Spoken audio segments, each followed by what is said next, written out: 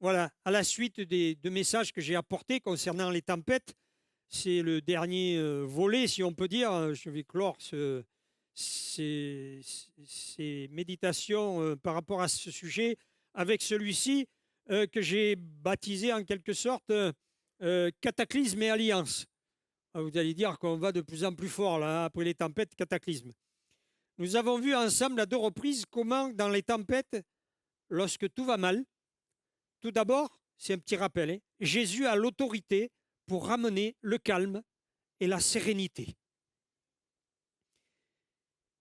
Il est là aussi pour nous rassurer. On a besoin quelquefois d'être rassuré. Et pour nous encourager. Et il étend sa main, il nous saisit car nous avons besoin d'être saisis, d'être délivrés, d'être sauvés, comme il l'a fait avec Pierre. Il peut faire également jaillir la lumière dans les situations les plus désespérées. Nous avons vu aussi que Jonas, qui a connu des moments difficiles, rejoint Jérémie en évoquant les compassions de Dieu, sa bienveillance et sa fidélité. Dans un second temps, nous avions vu que les temps difficiles qu'a connus l'apôtre Paul nous montrent aussi la fidélité de Dieu dans tous les événements compliqués que nous pouvons traverser. Qu'il faut résister, qu'il faut prier et qu'il faut parler. Pas à tort et à travers, bien sûr, vous m'avez compris, mais qu'il faut parler de la grâce de Dieu et la partager. Et que notre vie aussi, notre témoignage ont un impact sur ceux qui nous entourent.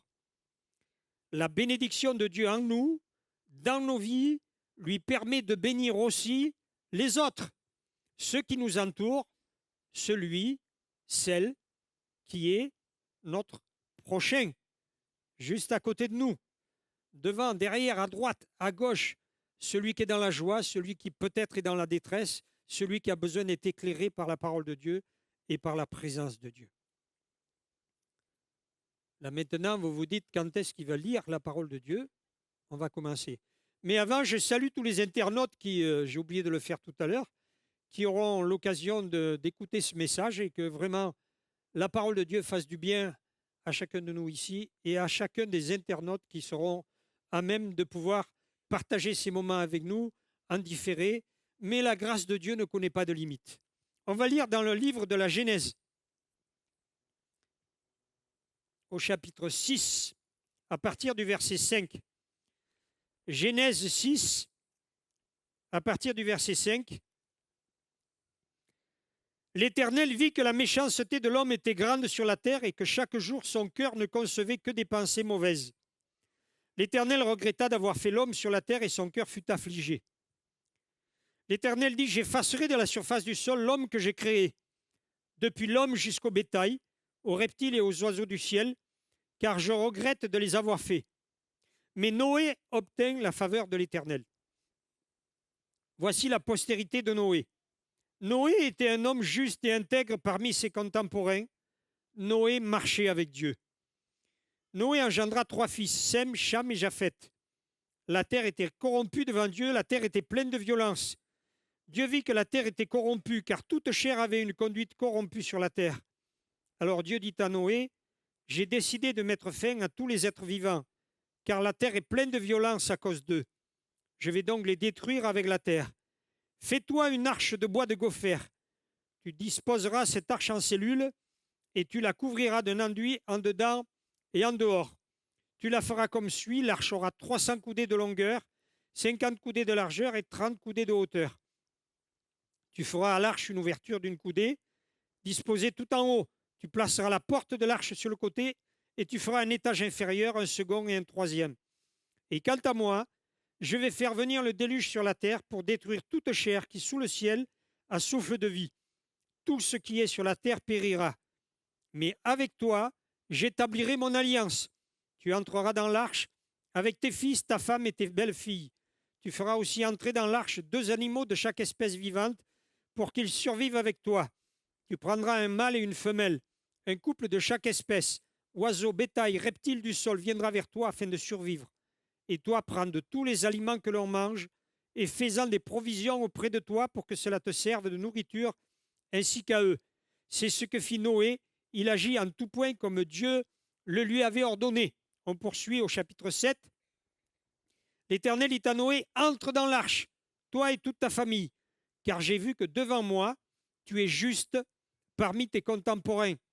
Prends auprès de toi 7 couples de toutes les bêtes pures, de mâles, le mâle et sa femelle, un couple des bêtes qui ne sont pas pures, le mâle et sa femelle, 7 couples aussi des oiseaux du ciel, mâles et femelles, afin de garder en vie leur descendance sur toute la surface de la terre. Car dans 7 jours, moi, je vais faire venir la pluie sur la terre, 40 jours et 40 nuits, et j'effacerai de la surface du sol tous les êtres que j'ai faits. Noé agit en tout point comme l'Éternel le lui avait ordonné. Noé avait 600 ans lorsque le déluge survint sur la terre. Noé entra dans l'arche avec ses fils, sa femme et ses belles-filles pour échapper à l'eau du déluge.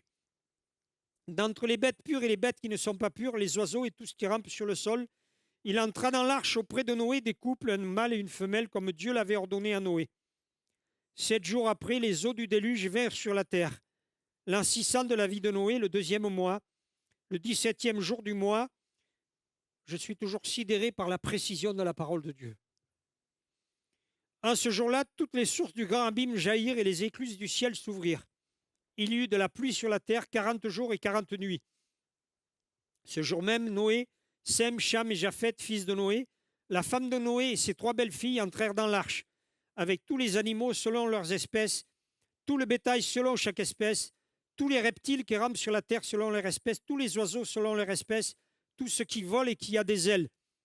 Il entra dans l'arche auprès de Noé des couples de toute chair ayant souffle de vie. Il entra mâle et femelle de toute chair comme Dieu l'avait ordonné à Noé. Puis l'Éternel ferma la porte sur lui. Le déluge dura sur la terre pendant 40 jours. Les eaux montèrent et emportèrent l'arche qui fut soulevée au-dessus de la terre. Les eaux grossirent et montèrent énormément sur la terre, et l'arche flotta sur la surface des eaux. Les eaux étaient de plus en plus grosses sur la terre. Toutes les hautes montagnes qui sont sous le ciel furent couvertes. Les eaux couvrirent les montagnes et les dépassèrent d'une hauteur de 15 coudées. Tout ce qui se mouvait sur la terre respira, tant les oiseaux que le bétail et les animaux, tout ce qui pullulait sur la terre et tous les êtres vivants, tout ce qui était animé d'un souffle de vie dans les narines et qui était sur la terre sèche mourut. Dieu effaça tous les êtres qui étaient à la surface de la terre. Ils furent effacés de la terre. Il ne resta que Noé et ce qui était avec lui dans l'arche. Les eaux grossirent sur la terre pendant 150 jours. Nous allons lire les 2 premiers versets du chapitre 8. Dieu se souvint de Noé, de tous les animaux et de tout le bétail qui se trouvait avec lui dans l'arche. Dieu fit passer un vent sur la terre et les eaux s'apaisèrent. Les sources de l'abîme et les écluses du ciel furent fermées et la pluie cessa de tomber. Et à partir du verset 13, l'an 601, le premier du premier mois, les eaux avaient séché sur la terre. Noé écarta la couverture de l'arche. Il regarda et voici que la surface du sol avait séché. Le second mois, le 27e jour du mois, la terre était sèche. Alors Dieu parla à Noé en ces termes. Sors de l'arche, toi, ta femme, tes fils et tes belles-filles. Et au chapitre 9, le verset 1er, Dieu bénit Noé ainsi que ses fils et leur dit, soyez féconds, multipliez-vous et remplissez la terre. Le verset 9, Dieu reprend, quant à moi, j'établis mon alliance avec vous et avec votre descendance après vous. Et quelques derniers versets à partir du verset 11, j'établis mon alliance avec vous, il n'arrivera plus que toute chair soit retranchée par les eaux du déluge, et il n'y aura plus de déluge pour détruire la terre. Dieu dit, voici le signe de l'alliance que je place entre moi et vous, ainsi que tous les êtres vivants qui sont avec vous pour les générations à venir. Je place mon arc dans la nuée, et il sera un signe d'alliance entre moi et la terre. Quand j'aurai rassemblé des nuages au-dessus de la terre, l'arc paraîtra dans la nuée, et je me souviendrai de mon alliance entre moi et vous, ainsi que tous les êtres vivants, et les eaux ne se transformeront plus en déluge pour détruire toute chair. L'arc sera dans la nuée, et je le regarderai pour me souvenir de l'alliance perpétuelle entre Dieu et tous les êtres vivants qui sont sur la terre. Dieu dit à Noé, tel est le signe de l'alliance que j'établis entre moi et toute chair qui est sur la terre. Voilà, pardonnez un peu la longueur, mais on ne connaît pas tous forcément ce passage par cœur, Et ça permettait de situer l'ensemble du contexte et de tout ce que le Seigneur, l'essentiel de ce que le Seigneur veut nous partager dans ce récit. En guise de tempête, la parole de Dieu nous relate ici un cataclysme à l'échelle planétaire. C'est plus un coup de tabac, une tempête sur la mer de Galilée, sur une barque, mais c'est un cataclysme mondial. Le souvenir du déluge se retrouve dans beaucoup de traditions parmi les peuples sur toute la surface de la terre.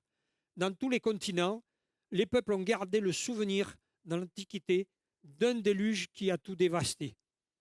L'origine du déluge est mentionnée au début du récit, au chapitre 6, les versets 5 à 7, concernant la méchanceté de l'homme et la violence qu'il y avait.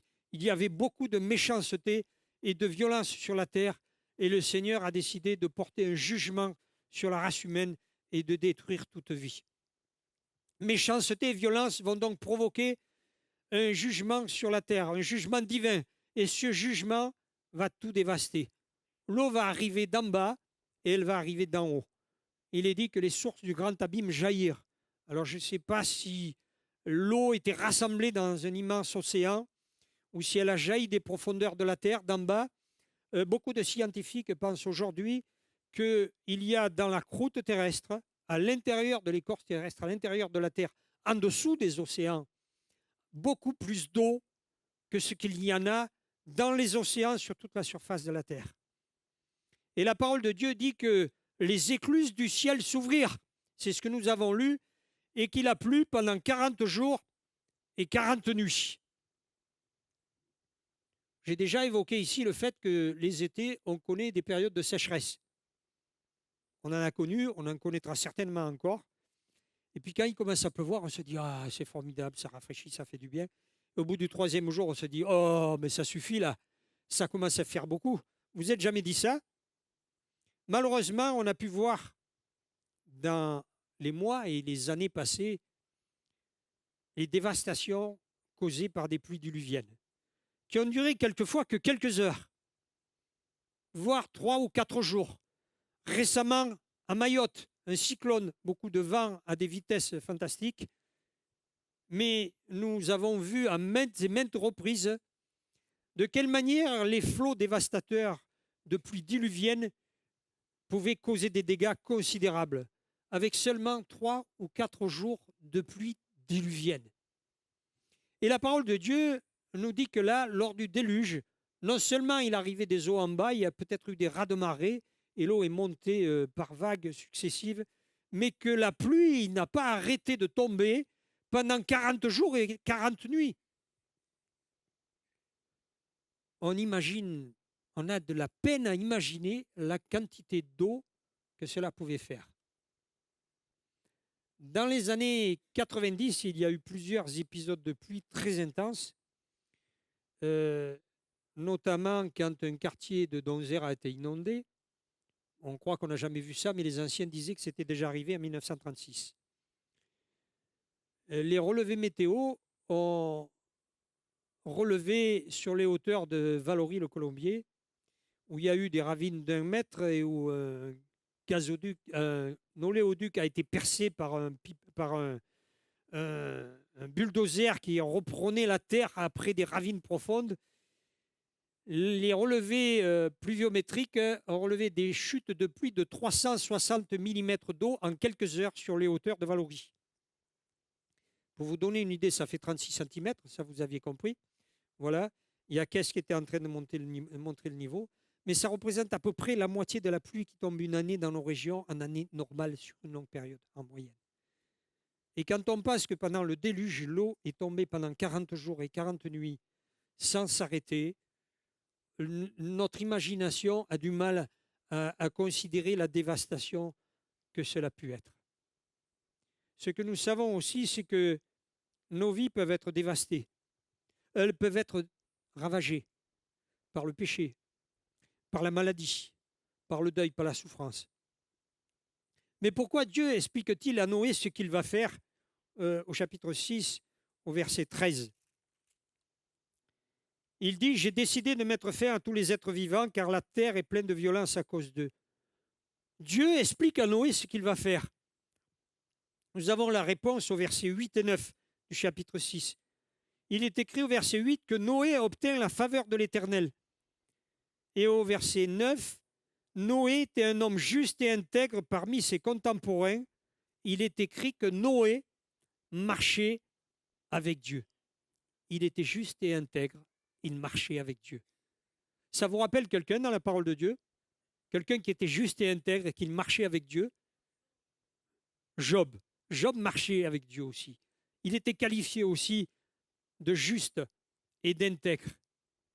Et dans le livre du prophète Ézéchiel, au chapitre 14, Dieu parle à un moment, il dit, mais si je devais, il explique au prophète que s'il devait juger un peuple à cause de ses péchés, par la famine, par la peste, par l'épée ou par les bêtes féroces, il dit que s'il y avait ces trois hommes, Noé, Daniel et Job, ils sauveraient leur âme par leur justice.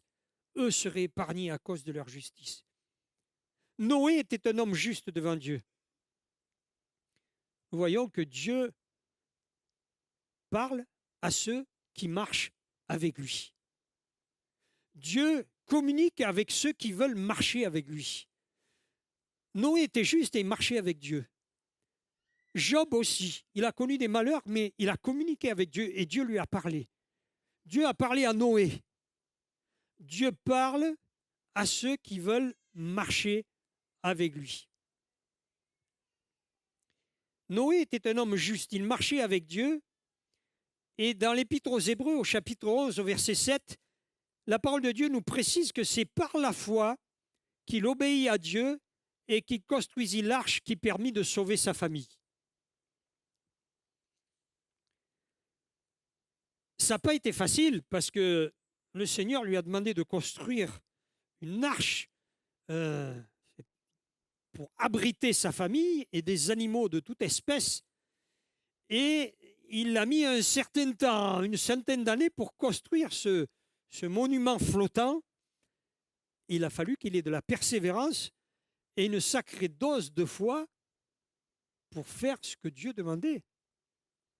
De la persévérance, de la foi. Vous savez, des fois, j'ai 4 petits-enfants, quand on leur demande quelque chose, on dit ah, non, non, non, non, je ne veux pas faire ça. On leur demande un truc qui va durer 5 minutes, mais il ne veut pas parce qu'il n'aura plus de temps pour jouer, quoi. Même s'il a fait que ça toute la journée. Et souvent, on est impatient. Et souvent, on manque de persévérance.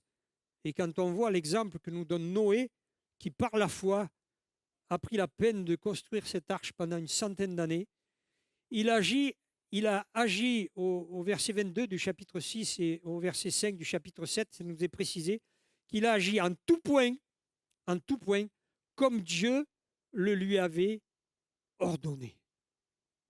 Et est-ce qu'il a fait que ça, Noé? Il n'a pas fait que ça, construire l'arche. Dans la deuxième épître de Pierre, au chapitre 2 et au verset 5, il est parlé de Noé.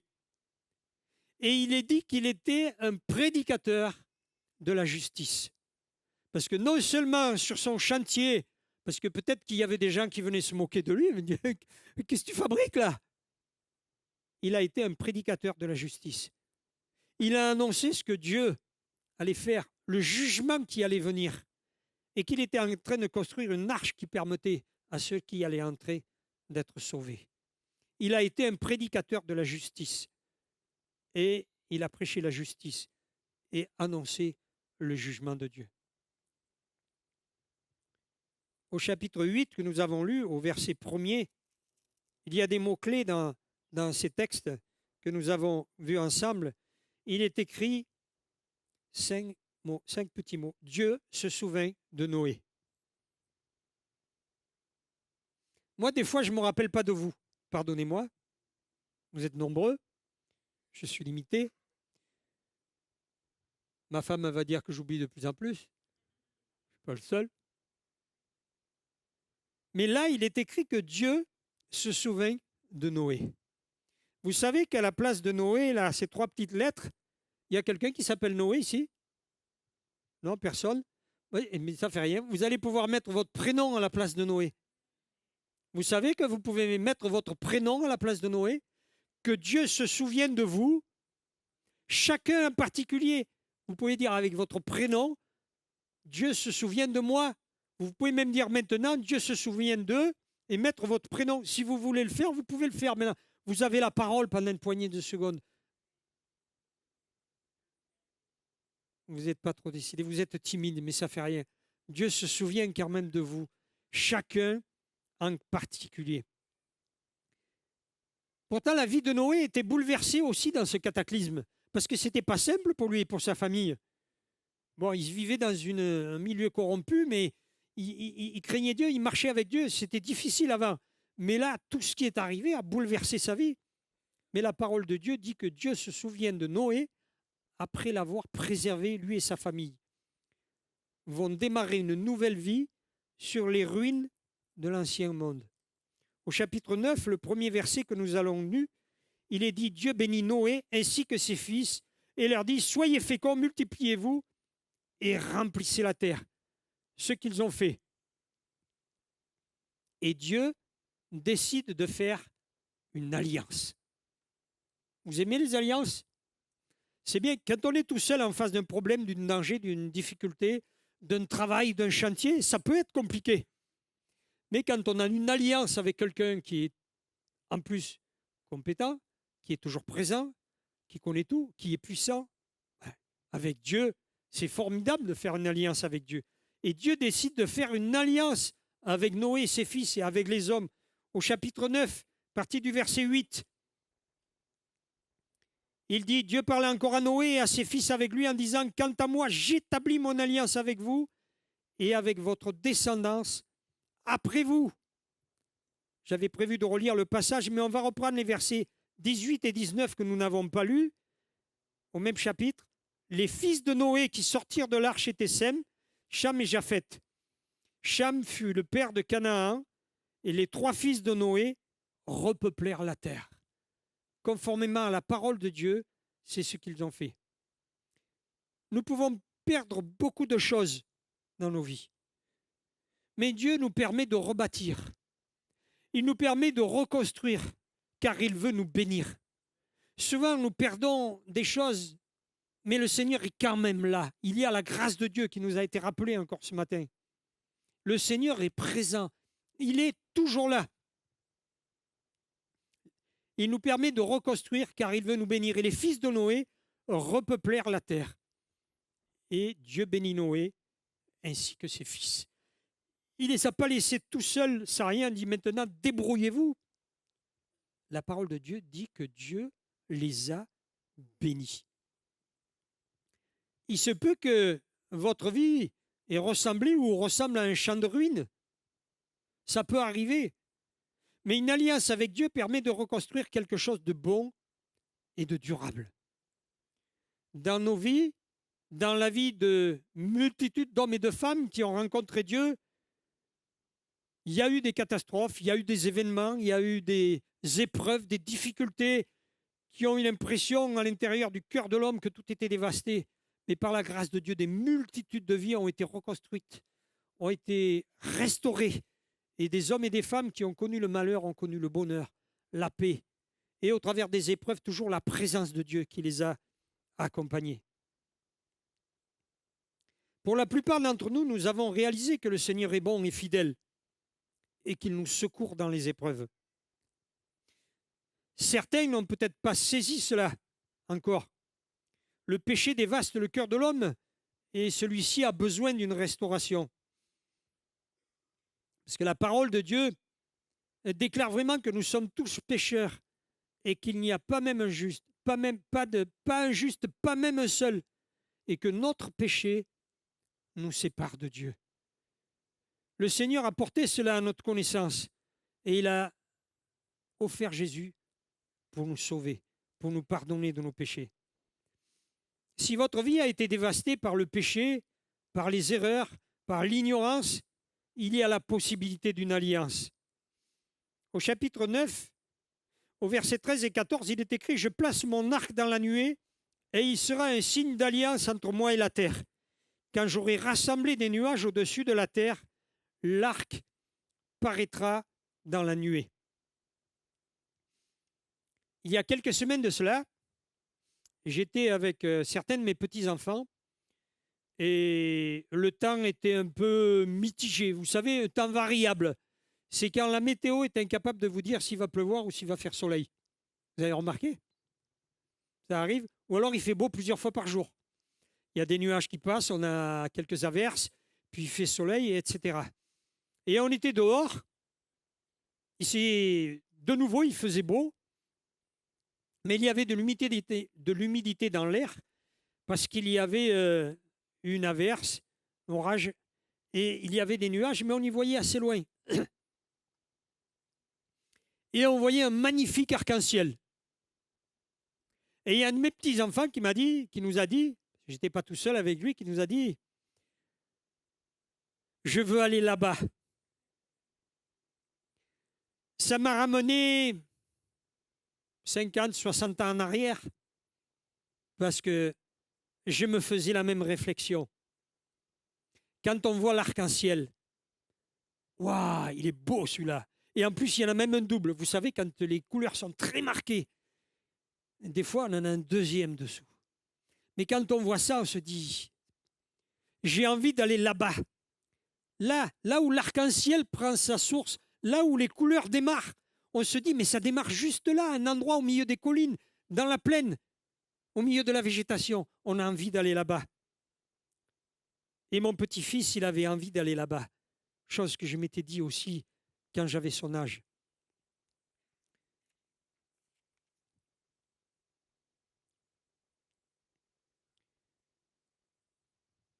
Vous n'avez pas de torticolis? Ne regardez pas mon doigt, mais regardez le mur là-bas.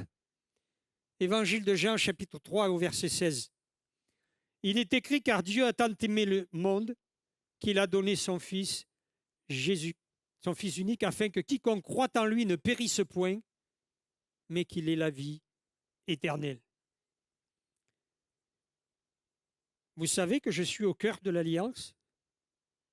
Non, ce n'est pas de la présomption, mais en tant que bénéficiaire de l'amour de Dieu manifesté en Jésus-Christ. J'ai saisi cette promesse, comme tous ceux qui ont voulu le faire. Et le Seigneur m'a sauvé. Je ne l'ai pas mérité, mais il m'a sauvé. Je suis au bénéfice de son alliance. Je suis un allié de Dieu. Le Seigneur a fait alliance avec moi dans la personne de Jésus-Christ.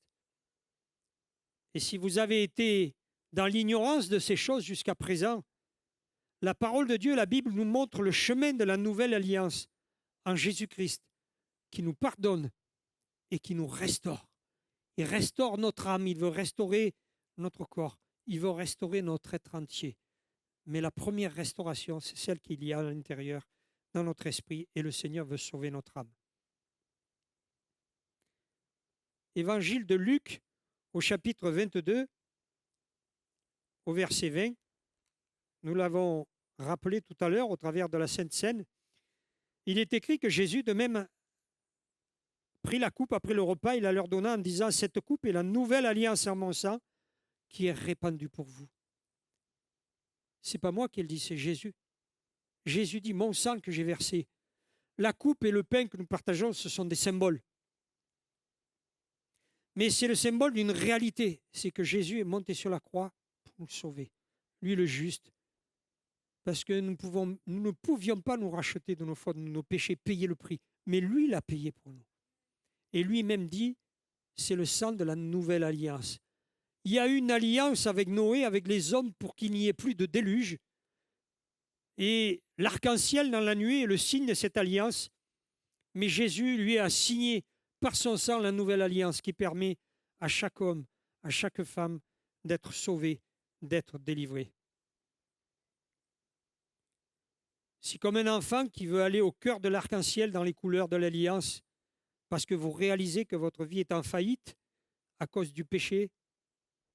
Aujourd'hui, encore maintenant, en Jésus-Christ, vous pouvez être au cœur de l'alliance et retrouver de vraies couleurs dans votre vie. Parce que quand il y a la tempête, et quand il y a eu le déluge, et quand le ciel est d'airain et que ça flotte, on voit toutes les nuances de gris. Quelquefois, on a l'impression qu'il fait noir tellement c'est épais, mais il n'y a plus de couleurs. Il n'y a que des nuances de gris, de tristesse, de malheur. Mais le Seigneur est celui qui veut rétablir des couleurs dans la vie de chaque homme, de chaque femme. À l'époque de Noé, l'arche en bois a été le seul moyen de salut face au jugement de Dieu à cause du péché des hommes, à cause de la violence des hommes. Le bois de l'arche est comme un signe précurseur du bois de la croix où Jésus fut crucifié. Il a été cloué sur cette croix. Comme nous venons de le lire, Jésus a donné son sang dans une nouvelle alliance. Car aujourd'hui, il est le seul moyen de salut pour toute personne qui veut être sauvée.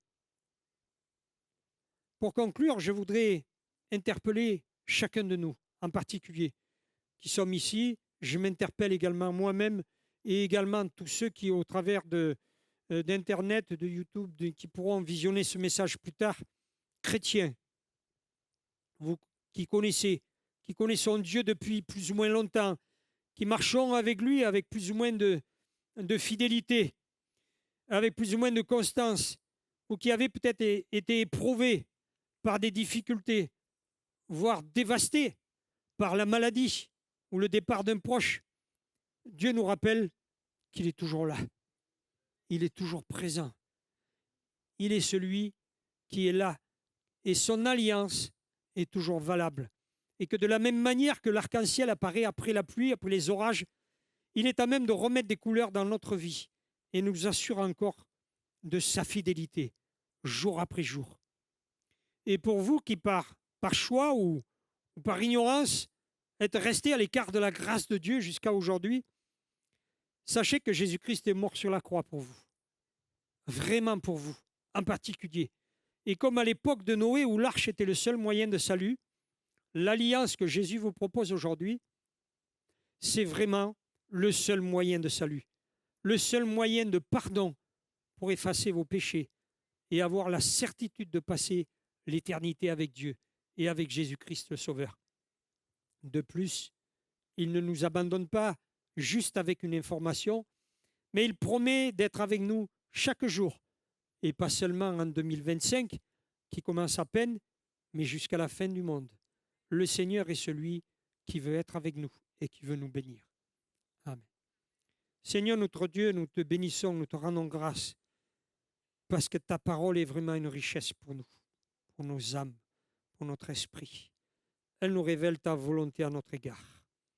Seigneur, je veux te bénir, parce que dans ta fidélité, tu as multiplié tes grâces, tes bénédictions, ta présence pour des générations de chrétiens, de croyants qui se sont confiés en toi. Mon âme te bénit à cause de ta fidélité, à cause de ta miséricorde, pour ces millions de personnes, Seigneur, qui t'ont fait confiance. Et mon âme te bénit aussi maintenant pour tous ceux qui, encore aujourd'hui, ont l'occasion de te rencontrer, qui ne t'ont pas connu jusqu'à présent, par ignorance, par choix ou par refus, mais qui ont la possibilité maintenant, au travers de ta parole, de te recevoir dans leur cœur. Et vraiment, Seigneur, de commencer une nouvelle vie, de faire alliance avec toi, cette alliance que tu as voulu par le sang de Jésus-Christ. Seigneur, je te prie, si au milieu de nous, des personnes maintenant veulent se tourner vers toi, qu'elles le puissent le faire. Seigneur, si quelqu'un est maintenant dans cette position de recevoir ta paix, de recevoir ce pardon, de recevoir ce salut, qu'il puisse le faire maintenant. Que dans ta grâce, Seigneur, tu bénisses aussi ceux qui, visionnant ce message, peuvent être interpellés par ta parole, par ta présence, par la présence de ton Saint-Esprit dans leur cœur, qu'ils puissent saisir pleinement l'alliance que tu veux faire avec eux. Merci parce que tu es celui qui répond aux prières.